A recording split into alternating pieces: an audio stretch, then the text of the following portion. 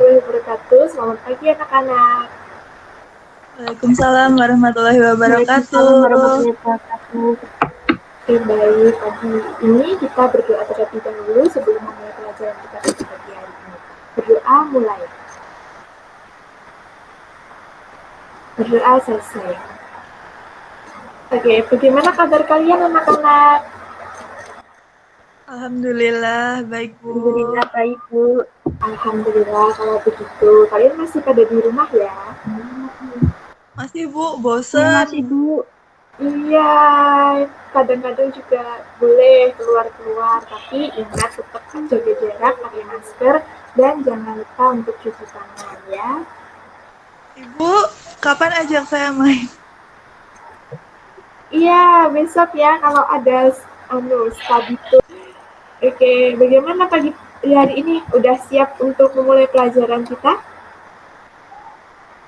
Sudah Bu. Siap Bu. Oke, baik. Nah, tentang merangkai teks eksposisi, apakah ada yang ditanyakan terkait pelajaran kita pada minggu lalu? Tidak. Oke, tidak ada ya. Ibu hari ini akan meneruskan pelajaran kita pada KB 3.4 tentang teks eksposisi. Sudah terlihat ya anak-anak? Sudah Bu. Oke. Pertama, kita akan mengetahui KI, indikator, dan tujuan pembelajaran kita pada pagi hari ini. Yang pertama, kita akan mempelajari KB 3.4, yaitu menganalisis struktur dan kebahasaan teks eksposisi. Dengan indikator yang pertama, menjelaskan mengenai struktur dan kebahasaan teks eksposisi. Yang kedua, menentukan struktur dan kebahasaan teks eksposisi. Dan yang ketiga, menelaah struktur dan kebahasaan teks eksposisi. Lalu tujuan pembelajaran kita pada pagi hari ini yaitu peserta didik diharapkan dapat mengidentifikasi struktur teks eksposisi dan menelaah kebahasaan teks eksposisi dengan rasa ingin tahu, bertanggung jawab, dan disiplin selama proses pembelajaran.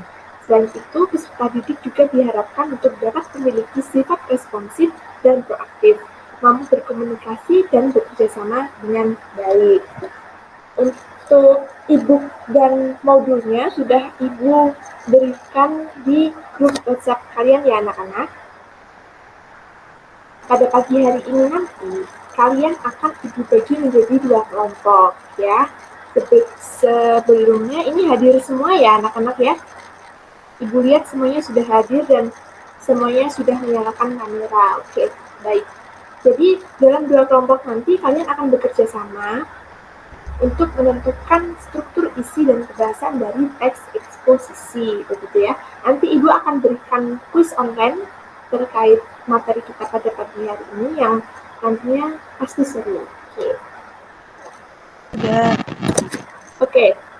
Nah, perhatikan teks eksposisi berikut ini. Teks eksposisi ini berjudul manfaat membaca. Oke, kalian bisa membacanya. Coba untuk Yuli, baca paragraf pertama. Apakah ada yang ditanyakan anak-anak terkait teks eksposisi yang baru saja kalian baca? Ada Bu. Bentar. Oke, saya ingin bertanya. Ya, silahkan Yuli. Apakah teks eksposisi menggunakan kata dan kalimat yang baku? Apakah yang dimaksud dengan pronomina? Pronomina. Ya. Terima kasih. Oke, Anissa mau bertanya? Ya Bu. Apakah perbedaan pendapat dan penegasan ulang dalam teks eksposisi? Oke, baik. Terima kasih kepada siswa yang sudah bertanya. Ibu akan menjawab pertanyaan Yuli tadi yang bertanya apakah teks eksposisi menggunakan kata kalimat yang baku. Yang pertama adalah iya. Teks eksposisi ini menggunakan kata dan kalimat yang baku. Lalu, apakah yang dimaksud dengan pronomina? Pronomina ini dikenal kita dengan kata ganti atau jenis kata yang menggantikan nomina atau frasa nomina. Pronomina ini dapat diklasifikasikan menjadi 2 macam, yaitu pronomina persona dan pronomina non-persona. Nah, apa yang dimaksud dengan pronomina persona? Pronomina persona ini merupakan tanda kata ganti orang seperti ya, dia, anda, aku, kamu, dan lain sebagainya. Sedangkan pronomina non personal ini merupakan kata ganti bukan orang. Contohnya seperti apa, mana, siapa, dan lain sebagainya. Seperti itu. Apakah ada yang mau ditanyakan lagi, Yuli? Sudah, terima kasih. Oke, baik. Lalu untuk pertanyaan Anissa Kusma tadi yang bertanya tentang apakah perbedaan pendapat dan penegasan ulang dalam teks eksposisi. Nah, bagus pertanyaannya, teks eksposisi itu ada beberapa struktur isi yang nantinya kita akan bahas. Nah, salah satunya itu ada tentang struktur pendapat dan penegasan ulang. Nah, sebelumnya pendapat atau argumentasi itu merupakan sesuatu yang harus dikembangkan dalam teks eksposisi. Lalu, untuk penegasan ulang dari argumen tadi. Jadi argumen yang telah diulas itu biasanya pada paragraf terakhir akan dijelaskan ulang lagi. Penegasan ulang ini bersifat pilihan ya, ada yang memakai, ada yang tidak ya, seperti itu. Apakah ada yang ditanyakan lagi, Anissa? Ya, belum ada lagi, Bu. Oke, belum ada ya. Untuk itu kalian akan ikut tugaskan untuk mengumpulkan informasi terkait struktur isi dan kebahasaan dari teks eksposisi yang ada di modul kalian dan buku pelajaran kalian ya. Oke. Hari ini kita akan belajar tentang teks eksposisi. Mengenal teks eksposisi itu ada apa aja? Yang pertama itu ada pengertian teks eksposisi ya. Maaf, ini sepertinya ada typo ya. Maksud saya eksposisi, kedua struktur, kaidah, dan unsur kebahasaan. Nah, pengertian teks eksposisi. Teks eksposisi itu merupakan paragraf atau karangan yang terkandung sejumlah informasi dan pengetahuan yang disajikan secara singkat, padat, dan akurat. Ragam teks eksposisi ini sering digunakan dalam konteks komunikasi sehari-hari, baik tulisan maupun tulisan. Nah, untuk struktur dari teks eksposisi ini ada 4. Yang pertama ada judul. Judul itu tentang penggambaran mengenai tema atau sesuatu yang akan dibahas dalam teks eksposisi. Yang kedua adalah tesis. Tesis ini memperkenalkan topik sekaligus menempatkan pembaca dalam posisi tersebut. Lalu yang keempat ada argumen atau pendapat. Argumen atau pendapat ini merupakan pengembangan pendapat yang dinyatakan dalam contoh atau ulasan, begitu ya. Lalu yang keempat adalah penegasan ulang. Penegasan ulang ini pengulangan dari argumen tadi untuk dilakukan penegasan ulang supaya argumen tadi menjadi lebih kuat. Seperti itu. Lalu unsur kaidah penulisan teks eksposisi, yang pertama sebelum kalian menulis teks eksposisi itu biasanya kita menentukan topik. Dengan menentukan topik atau tema dalam menulis, kita lebih terfokus pada tema sehingga dapat menjiwai tulisan kita tadi. Lalu yang kedua adalah menentukan tujuan. Tujuan ini kita harus memiliki tujuan ya dalam menulis agar kita dapat memberikan penjelasan kepada pembaca. Lalu memilih data yang sesuai dengan tema. Ini merupakan bahan yang dapat kita peroleh dari kita membaca, dari kita mendengar, maupun kita dalam melihat situasi yang ada di sekeliling kita. Lalu yang selanjutnya ada membuat kerangka karangan. Sebelum membuat lebih dahulu menentukan kerangka supaya mudah kita menemukannya. Lalu pembahasan yang menggunakan kerangka karangan. Setelah kalian membuat kerangka, kalian akan dapat lebih mudah mengembangkan pokok-pokok yang ada dalam kerangka karangan tadi. Dan yang kedua membuat kesimpulan. Setelah dengan tujuan menuliskan teks eksposisi, kesimpulan harus sejalan, bahkan harus ada untuk memperkuat tesis tersebut.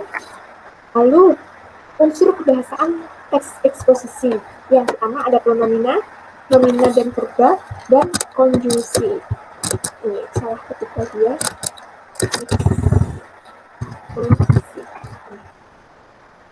Yang pertama ada pronomina. Pronomina atau kata ganti adalah jenis kata yang menggantikan nomina atau kasa nomina. Yang kedua ada nomina dan verba. Nomina itu merupakan kata yang mengacu pada benda, baik nyata maupun abstrak. Dan verba itu yang merupakan kata yang mengandung kata sifat. Untuk konjungsi itu untuk memperkuat argumentasi. Biasanya argumen tadi atau yang pendapat tadi menggunakan kata-kata konjungsi yang dapat dimanfaatkan untuk memperkuat argumentasi. Seperti itu.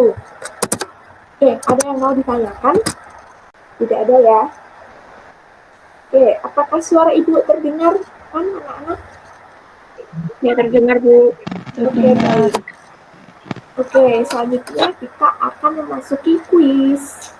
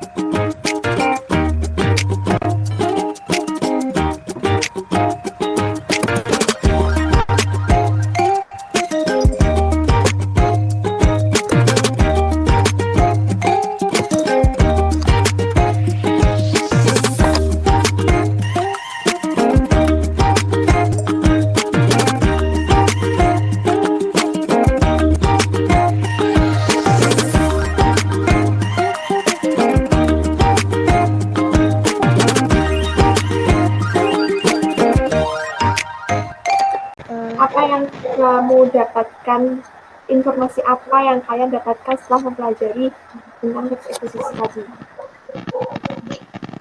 Yang saya dapatkan, teks eksposisi menggunakan pronomina, yaitu kata yang dipakai untuk mengganti orang atau benda, seperti saya, aku, kita, kami, dan mereka.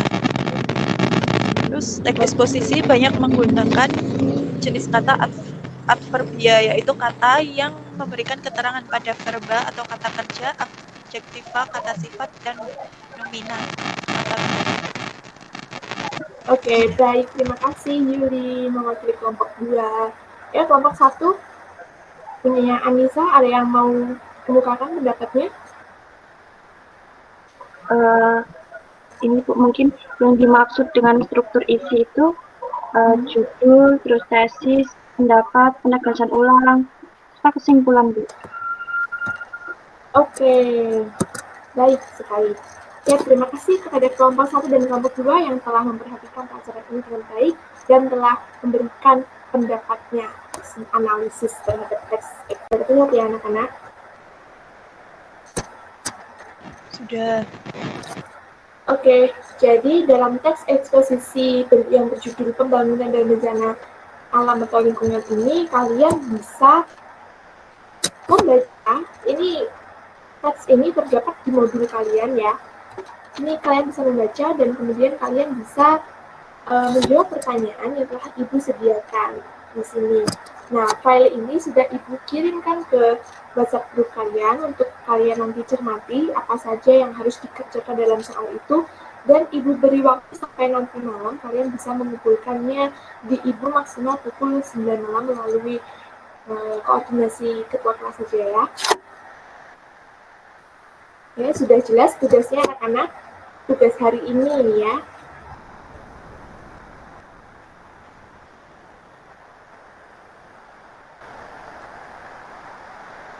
Ibu rasa sudah jelas.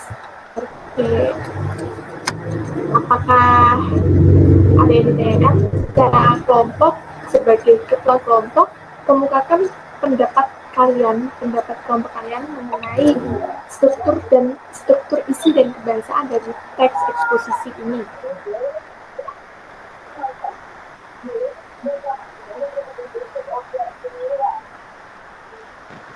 Saya. Oke, silakan Yuni. Kebangsaannya terdiri dari polusi, yaitu artinya pengotoran. Kedua, ada habitat, artinya tempat tinggal khas bagi seseorang atau kelompok masyarakat. Oke, baik. Jadi Yuli sudah mengerjakan soal tadi dan mendapatkan jawaban tentang kebahasaan ya, struktur kebahasaan dari teks eksposisi yang kita berikan tadi. Lalu selanjutnya, ada yang bisa menjelaskan tentang struktur isi dari teks tadi? Mungkin mengenai struktur isi dan kebahasaan teks eksplanasi ya Bu? Iya, benar. Ya, saya aja Bu yang menjawab. Ya, baik. Jadi struktur terdiri dari tesis. Bumi ini sedang menghadapi berbagai masalah lingkungan yang serius. Terus argumen, para ahli menyimpulkan bahwa penerapan konsep pembangunan pada tahun 2005 sampai 2006 tercatat terjadinya terus bencana alam lain yang menimbulkan penegasan ulang masalah lingkungan di atas.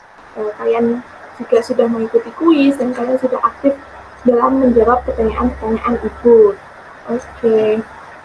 Lalu Ibu akan membagikan tentang hasil kuis kalian tadi yang juara pertama di kuis tadi. Yang pertama adalah Anissa Kusuma dengan poin 3.960. Kusuma dengan skor 3.960 tadi.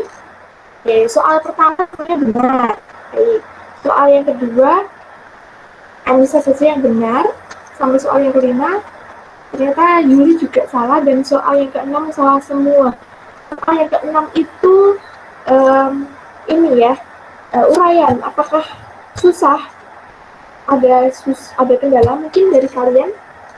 Ya Bu, maaf tadi itu kan untuk soal uraian itu kan seperti kayak ada tesis gitu kan Bu.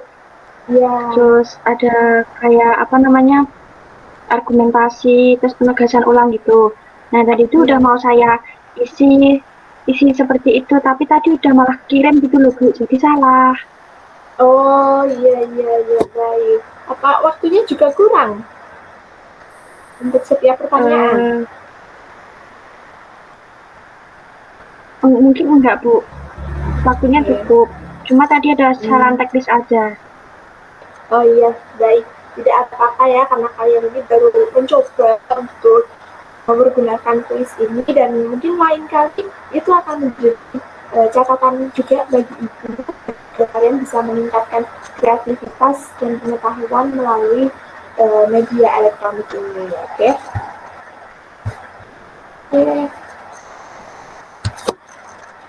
Oke, pada pagi hari ini kita cukupkan pelajaran sampai di sini. Sebelumnya Ibu akan memberikan kalian pekerjaan rumah, yaitu di modul kalian pada halaman 19. Kalau tidak salah itu tentang lebah gitu ya, teks eksposisi tentang lebah. Di situ kalian jawab pertanyaannya dan nanti kumpulkan di minggu depan pertemuan kita selanjutnya. Oke? Oke, baik. Sepertinya pertemuan kita pada pagi hari ini sampai di sini. Sebelumnya Ibu terima kasih kalian yang telah join di WhatsApp group ini, Google Meet ini. Terima kasih untuk kalian untuk menyempatkan waktunya dan terima kasih kalian sudah proaktif menanggapi semua pertanyaan dari Ibu dan nantinya nilai di kuisis itu akan Ibu komunikasikan dengan nilai dari tugas-tugas kalian yang lain. Oke? Sebelumnya ada yang mau ditanyakan? Tidak ada Bu. Tidak ada ya, tidak ada. Oke, semuanya siswa-siswa sudah baik mengikutinya dan Ibu mohon maaf jika ada salah kata maupun ada salah pembimbingan dari Ibu. Ibu minta maaf. Sampai di sini pertemuan kita pada pagi hari ini. Kalian selalu sehat selalu dan jaga kesehatan kalian. Jangan keluar rumah dan tetap di rumah aja. Oke? Jadi kalau begitu, wassalamualaikum warahmatullahi wabarakatuh. Selamat pagi. Waalaikumsalam warahmatullahi wabarakatuh. Waalaikumsalam warahmatullahi wabarakatuh.